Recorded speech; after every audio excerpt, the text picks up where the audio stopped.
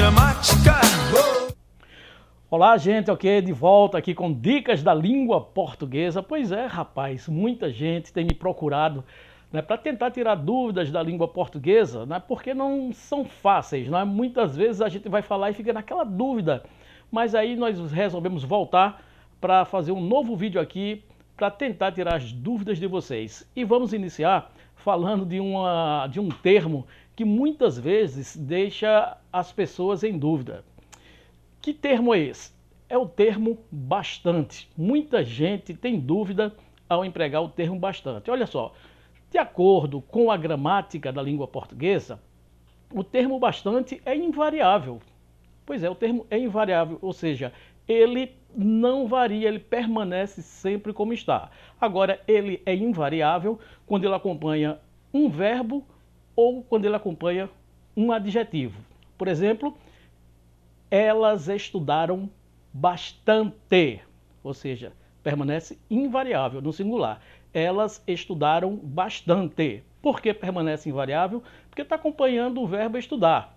Ou então, quando eu digo a seguinte frase, ó, além de elas estudaram bastante, elas são bastante estudiosas. Elas são bastante estudiosas. Veja que o termo bastante permaneceu invariável, ou seja, ele não se modificou.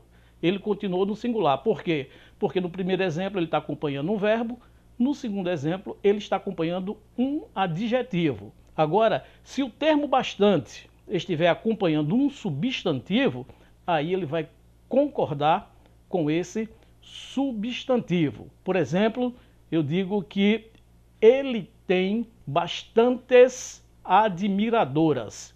Ele tem bastantes admiradoras. Veja que nesse exemplo aí, o termo bastante, ele passa a ser variável, ou seja, ele concorda com o substantivo. Então, em regra geral, é isso, gente. Quando o termo bastante acompanhar um verbo ou um adjetivo, permanece invariável, ok? Fica no singular. Quando ele acompanhar um substantivo, ele passa a concordar com este, ok?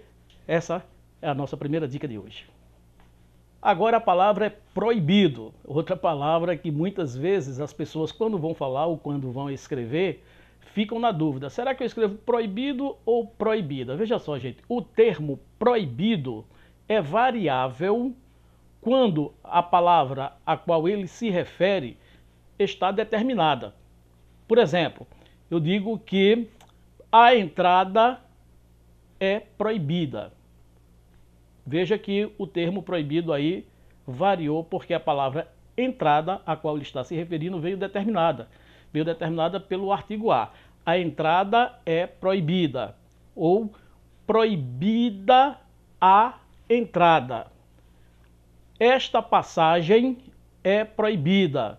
Veja que proibida está variando porque o termo ao qual ele se refere vem sempre acompanhado. Esta passagem é proibida.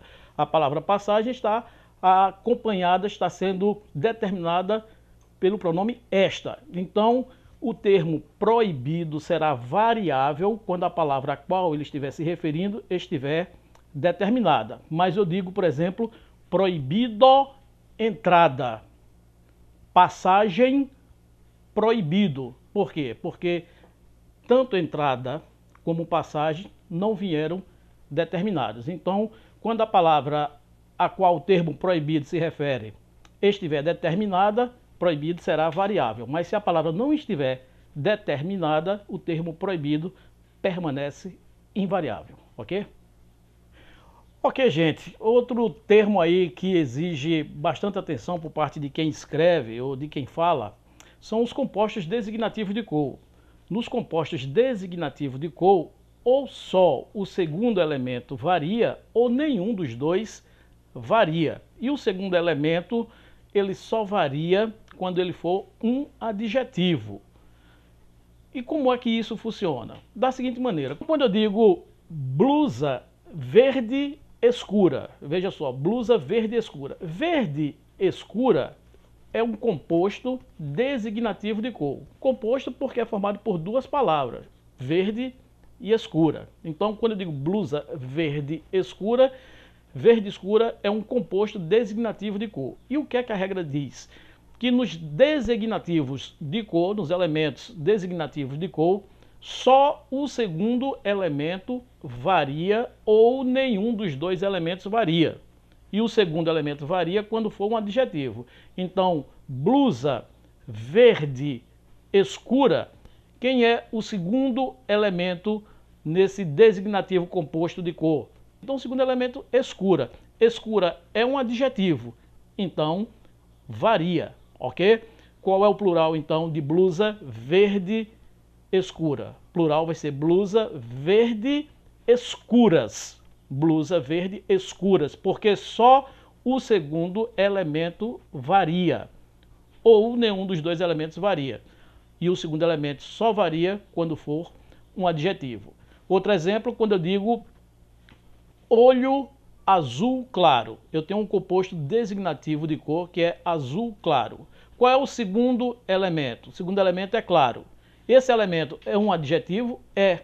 Né? No composto designativo de cor azul claro, claro é um adjetivo porque está dando qualidade ao substantivo olho. Né? Eu digo olho azul claro.